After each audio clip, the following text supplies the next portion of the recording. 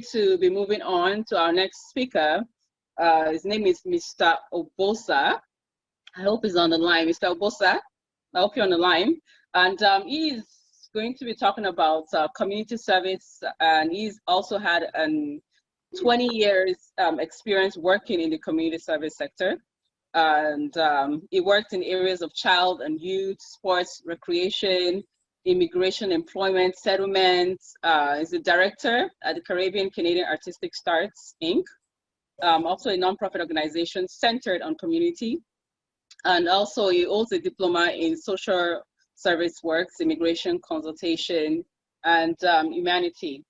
So welcome, Mr. Obosa. Welcome. Hi, everyone. Thank you, Adeba. Thank you, Tony, for having me and for the good works you've been doing. To be brief, I'm just going to go straight to it. I'm going to be speaking on community development and community works, and as well linking it to the present pandemic in the community. As we're saying, we just want to say community development is a process where community members come together to take collective actions and generate solutions to common problems. With the present pandemic, this has really hit a majority of our communities, mostly the marginalized communities, and it's creating a lot of problem that is not being solved in terms of generating support for community members.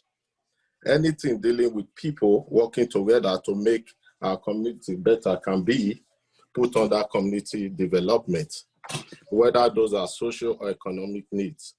The goal is to make entire community stronger. So like, for example, city planning, beautification, and permitting are all part of community development. Community development directly impacts the quality of life of residents in a community or a city. So developing the community includes projects like community members coming together to see what the community needs, like projects like library, setting up a library, schools, parks, and including providing care and resources for the elderly, homeless, and at-risk youth. Education is possibly one of the most important components because it's more than just preparing for a job. It involves learning to be responsible citizens and community members, building strong social and emotional skills. So, example of our community development is, for example, a city with a large number of residents in severe debt come up with a campaign to increase financial literacy and assist community members in getting out of debt. Money from the city is invested in programs to provide education and resources, from simple talks and materials explaining how debt works to offering discounts on budget software that will help to pay off this debt quicker. The program lowers debt and increases citizens' expendable incomes. That means purchasing power for the citizens. The money will better the city by allowing citizens to purchase properties, start businesses, save for retirement, and support other important local businesses and initiatives. Why is community development important? Community development is important because it provides the foundation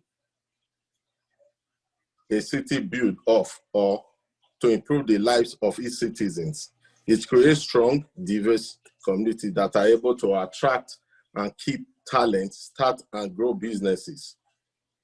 When community development is effective, there is lesser crime, less disparity between citizens, better jobs available, a more talented workforce, a less overall issues that impact residents. Community development doesn't necessarily solve problems in a city or community. It reduces problems and increases the opportunities for growth. Now, again, when we're linking community development to community works, we must understand the differences, because community work, as it entails itself, is a planned process to mobilize communities to use their own social structures and resources to address their own problems and achieve their own objectives. The community work process is about people in communities creating opportunities for growth and change. If you are passionate about social and environmental change, enjoying working with groups that are experiencing marginalization, and wish you could help connect people to services, that you are connecting people to services and opportunities in their community, then community work, so community to stroke development work is for you. Not everyone that is able to do community work or community service for their community.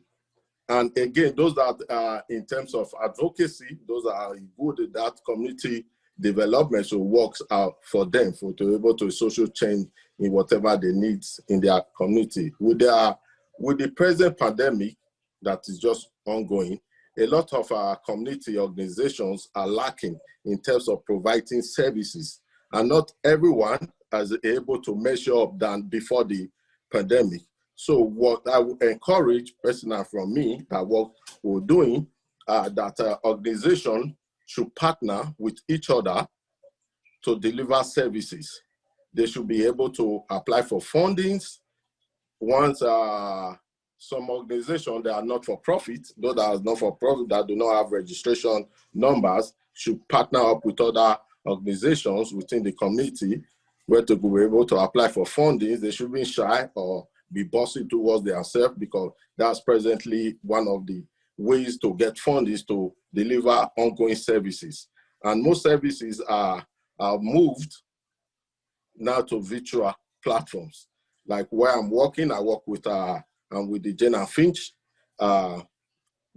Center within the Jane and Finch community, where we provide settlement services for new immigrants, Canadians, and permanent residents. So majority, I would say all our services have been moved virtually there. And in terms of that, we will help newcomers to integrate within their community, where I would like to share with you all, which if you have people that you can refer to us, where we assist them with settlement services in terms of applying for government applications, immigration applications, in terms of landlord and tenants, housing application. All the services there are free. In terms of mental health, we have different departments within the Jane and Finch Center that are into mental health, referrals as well, elderly programs, seniors programs, we're there as well. Then recreational programs, sports and recreation, everything have been moved virtually.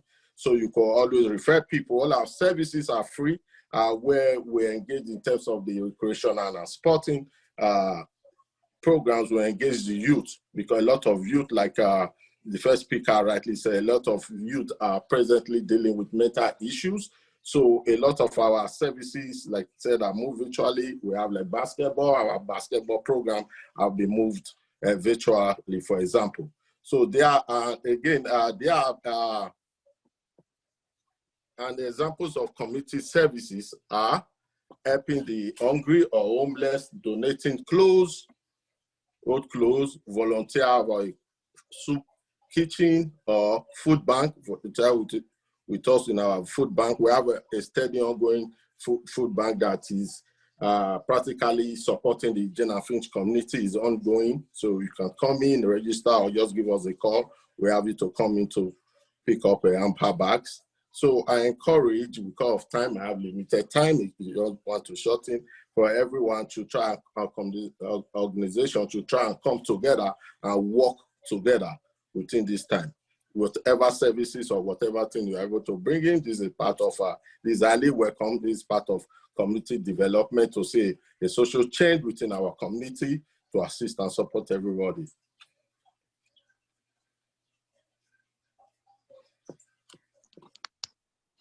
Thank you so much, Mr. Obosa.